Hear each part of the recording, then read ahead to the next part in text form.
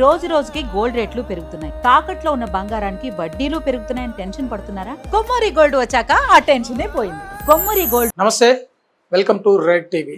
తమిళనాడులో ఫోక్సో కేసుకు సంబంధించి మరణ శిక్ష విధిస్తూ ధర్మాసనం తీర్పునిచ్చింది. ఒక వ్యక్తి పలుమార్లు అంటే ఒకటికి పైగా కేసుల్లో అతడు నిందితుగా ఉన్నట్లు కేసు గుర్తించింది. ఒకవైపు విచారణ అంతా చేపట్టిన తర్వాత అతనికి 2 కేసులకు సంబంధించి మరణ శిక్ష విధిస్తూ సంచలన తీర్పునిచ్చింది.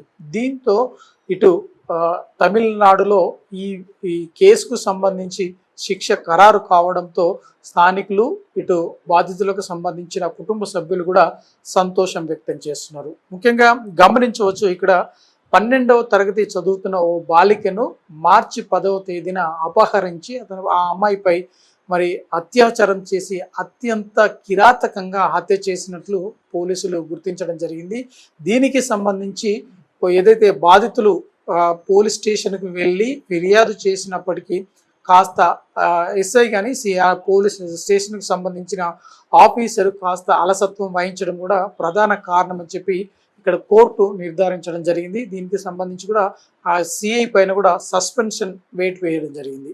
అంతేకాకుండా కేసు నమోదు చేయడానికి కొంత ఆలస్యమైనప్పటికీ మార్చి 19న కేసు నమోదు చేసి దర్యాప్తు చేపట్టడం జరిగింది. ఆ బాలిక విషయంలో, అంటే బాలిక 10వ తరగతి చదువుతుంది, ఆ అమ్మాయిని అపహరించినట్లుగా పోలీసులు గుర్తించడం జరిగింది. ఈ కేసు ఇన్వెస్టిగేషన్ చేసిన తర్వాత తెలిసింది. అయితే ఈ వ్యక్తి ఎవరైతే స్థానికంగా సీసీ ఫుటేజ్ని గమనించిన తర్వాత ఏదైతే సీసీ ఫుటేజ్ ఆధారంగా ధర్మ విశ్వనాథ్ అని చెప్పి రిపీట్ ఈ కేసుకు సంబంధించి పోలీసులు పూర్తి స్థాయిలో సీసీ ఫుటేజ్ ఆధారంగా ఎవరైతే నిందితుడినో గుర్తించడం జరిగింది. ఆ వ్యక్తిని ధర్మ మునీశ్వర్గా గుర్తించడం జరిగింది. తనకు సంబంధించి ఈ బాలికను 12వ తరగతి చదువుతున్న బాలికను అపహరించినట్టుగా పోలీసులు గుర్తించడం జరిగింది. అతన్ని అదుపులోకి తీసుకున్న తర్వాత కేసు నమోదు చేయడం, విచారణ చేపట్టడం జరిగింది. విచారణ అంతా కూడా పూర్తి చేసిన తర్వాత, అంటే అత్యంత త్వరగా ఈ కేసును విచారించి తీర్పును కూడా వెల్లడించడం జరిగింది. అయితే దీనికి ఏదైతే ఆ నిందితుడికి సంబంధించిన గత పూర్వం ఏవైనా కేసులు ఉన్నాయని చెప్పేసి కూడా పోలీసులు ఆరా తీయడం జరిగింది.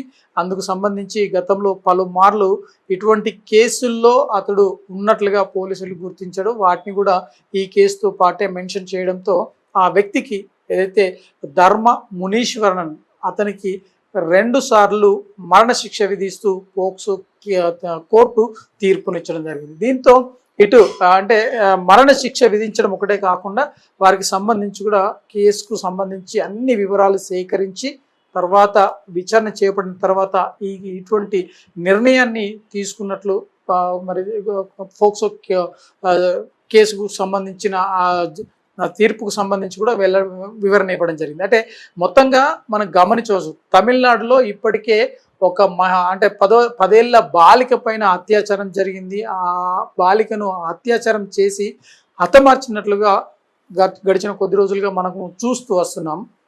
అయితే ఈ కేసుకు సంబంధించి కూడా ఇప్పుడు సంచలనంగా మారింది. ఒకవైపు సీఎం విజయ్ జోసెఫ్ కూడా ఇప్పటికే ఎటువంటి ఇలాంటి కేసులకు సంబంధించి ఉపేక్షించే పరిస్థితి లేదు అని చెప్పి ఆయన వివరణ ఇవ్వడం జరిగింది.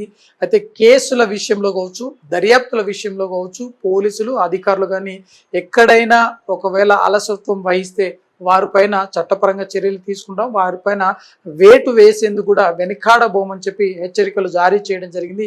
ముఖ్యంగా ఇక్కడ గమనించాల్సిందంటే ఫోక్సో కోర్టు ఏదైతే తీర్పునిచ్చిందో అది అటు ప్రభుత్వం కావచ్చు, ఇటు బాధిత కుటుంబం కూడా స్వాగతించడం జరిగింది. అంటే పలు కేసుల్లో నిందితుడిగా ఉన్న మునీశ్వర్కి, అంటే ధర్మ మునీశ్వర్కి ఈ 2 రకాలుగా 2 మరణ శిక్షలు విధించడం మరి ఇక్కడ ప్రత్యేకంగా చెప్పుకోవచ్చు.